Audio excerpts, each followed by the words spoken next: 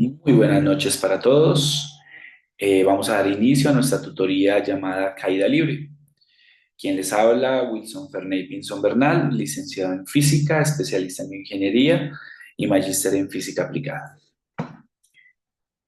Este será el índice que vamos a llevar a cabo durante toda la tutoría. Comencemos con la población. Como ustedes saben, ustedes hacen parte de la Escuela de Ciencias Básicas e Ingeniería en nivel de formación pregrado. Está dirigido a estudiantes de segundo semestre de ingeniería y a la asignatura a la cual ustedes pertenecen, que es física general. Bien, hablemos sobre la presentación del tema. La caída libre como tal es un movimiento que sufre un cuerpo debido a la influencia única de la gravedad. En ellas no actúan fuerzas externas ni tampoco la resistencia del aire. ¿Por qué es importante en el curso de física general?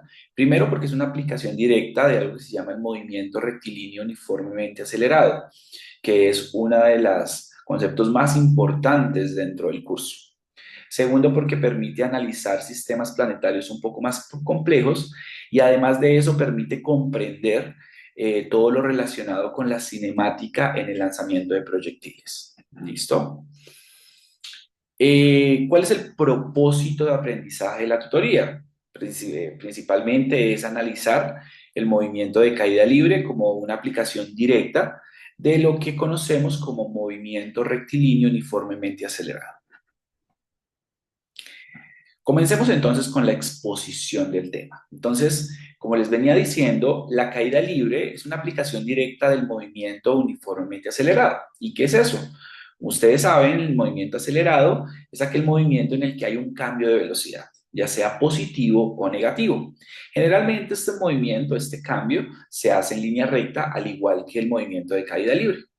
Cuando un objeto cae, este es influenciado por la gravedad únicamente. Y al caer, este designa una trayectoria totalmente rectilínea, ¿sí? Generalmente la caída libre no se impulsa, el objeto no se impulsa y por ende su velocidad inicial es cero, ¿ok?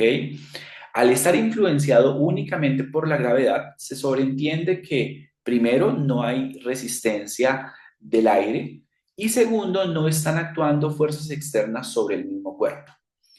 Además de eso, y por consecuencia, la masa es totalmente independiente del cuerpo, lo que significa que si tú dejas caer dos masas desde una misma altura, seguramente los dos van a llegar con la misma velocidad al mismo tiempo y con la misma atracción acelerativa. ¿Listo? Aquí, por ejemplo, tenemos las expresiones generales tanto del movimiento acelerado a su izquierda como las de caída libre a su derecha. Si ustedes se dan cuenta, en estas ecuaciones figuran cinco magnitudes importantes. La primera, la velocidad final, la velocidad inicial, la aceleración, el tiempo y la distancia recorrida. En la primera ecuación, por ejemplo, nos damos cuenta que al ser la velocidad inicial cero, este término desaparece y esta ecuación se reduce a la que tenemos aquí. Solo que en este caso la aceleración corresponde a la gravedad.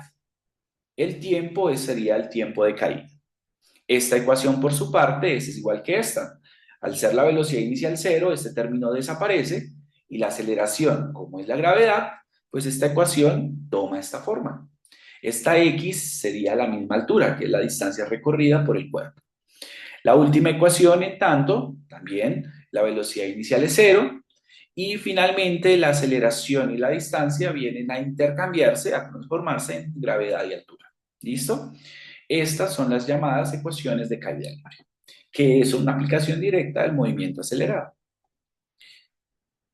Acá les traje un pequeño video para que ustedes vean cómo la masa es totalmente independiente de la caída del objeto. Escuchémoslo.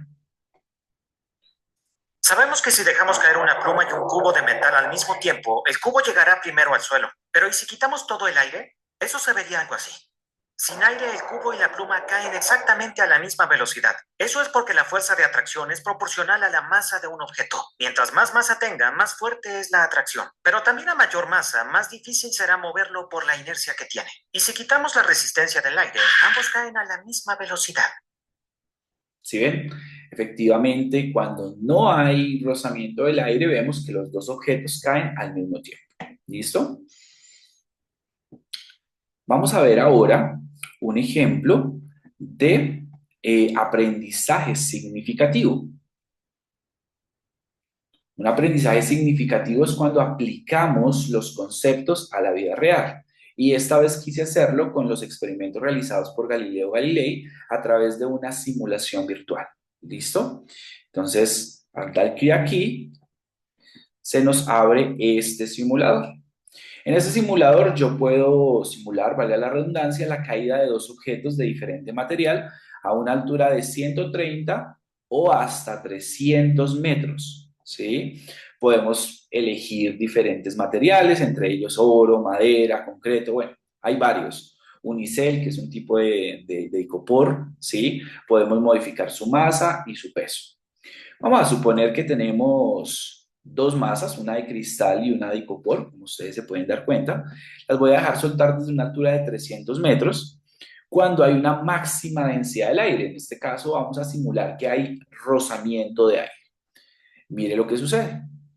Si ustedes se dan cuenta, efectivamente una de ellas tiende a retrasarse. La más pesadita llega primero al suelo, en tanto que la dicopora, al ser más liviana y debido a su densidad, tarda más. Lo que predice la teoría de Galileo Galilei en su tiempo, ¿no? En su entonces. Ahora bien, voy a hacer el mismo experimento, pero quitando ahora toda la densidad del aire. Vamos a suponer que no hay rozamiento del aire y que no hay fuerzas externas que estén actuando sobre el cuerpo. Vemos que, a diferencia del caso anterior, los dos objetos se mantienen durante todo el movimiento, lo que indica que los dos llegan con la misma velocidad. Miren. Además de eso, vemos que la velocidad es totalmente proporcional en el tiempo, lo que ratifica nuevamente que es un tipo de movimiento uniformemente acelerado. ¿Listo? Volvamos aquí. Vamos ahora a hacer un trabajo colaborativo precisamente con ese mismo simulador. Entonces, les voy a pedir el favor que en grupos de 4 estudiantes, que ya es una organización que yo tengo allí en el aula virtual, cada uno va a elegir una altura de 300 metros en caída libre, como lo tenemos ahí en el simulador. Luego dejarán caer un par de esferas y van a pausar la caída en cada segundo. O sea, en el primer segundo van a registrar una velocidad, en el segundo segundo otra y así sucesivamente sobre el mismo movimiento, procurando parar siempre en la misma décima.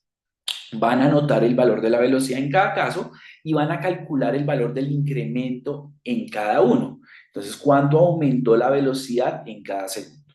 ¿Listo? Después de hacer eso, a partir de los datos obtenidos, lo que van a hacer es encontrar el promedio ponderado de los 4 integrantes del grupo. Teniendo ese valor, van a determinar el error porcentual entre ese promedio y la constante gravitacional, que es 9.8 metros sobre segundo cuadrado. Se van a llevar una sorpresa, ¿sí? Van a publicar ese resultado del error porcentual en el foro del curso y van a escribir una observación que ustedes consideren relevante. ¿Listo? Ese va a ser el trabajo. Ahora vamos a hacer una pequeña evaluación acerca de lo que hemos adquirido durante el momento. Lo vamos a hacer al tiempo para que ustedes precisamente vayan en la misma línea. ¿Listo? Entonces vamos a dar inicio, vamos a comenzar. Entonces ustedes allá en su pantalla van resolviendo a cada una de las preguntas a ver si la tienen correcta o no. Entonces la primera pregunta dice así, ¿la velocidad inicial de un objeto en caída libre suele ser? ¿Qué creen ustedes? Entonces sí, efectivamente debe ser nula. Recuerden que el objeto parte del reposo. Una pelota de tenis se deja caer desde una altura de 30 metros. Si el rozamiento con el aire es despreciable, ¿cuál es la velocidad del esférico antes de tocar el suelo? A ver, ¿qué creen ustedes? Recuerden que para calcular la velocidad final únicamente se debe multiplicar la gravedad, la constante gravitacional, por el tiempo. En este caso, 30 por 9.8 corresponde a 294 metros sobre segundos. ¿Listo? Muy bien. Dos esferas de plomo y aluminio poseen una masa de 4 kilogramos cada una. Si se sueltan en caída libre desde la misma altura, ¿es de esperar que? A ver, pues sí, efectivamente, de acuerdo al video que vimos, las dos esferas deben llegar al mismo tiempo. Sofía decide lanzarse en paracaídas. ¿Este movimiento se considera caída libre? No, efectivamente no se considera. Y la razón es porque al caer en caída libre no debería, no debería haber influencia de ningún tipo de fuerza. Y el aire genera fuerza sobre el objeto, lo que hace que la retrase. Bien, entonces, esta es una pequeña evaluación para ver cómo estaba. ¿Listo? Vamos a continuar acá con nuestra presentación.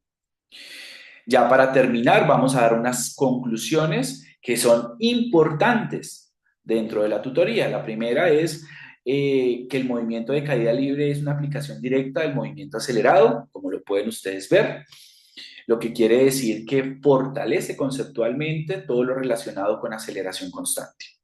El segundo es que el análisis de caída libre permite comprender movimientos más complejos, como el lanzamiento de proyectiles. Además de eso, facilita la interpretación dinámica en sistemas planetarios de gravedad distinta, como por ejemplo la caída libre en Marte, en la Luna, en otro tipo de sistemas planetarios distintos. Acá les tengo una bibliografía por si ustedes quieren ahondar sobre el tema. Y ya para terminar, pues nada, gracias por la asistencia y recuerden, es duro caer, pero es peor no haber intentado nunca subir. Frase del célebre Theodore Roosevelt. Muchas gracias y que tengan un feliz día. Hasta luego.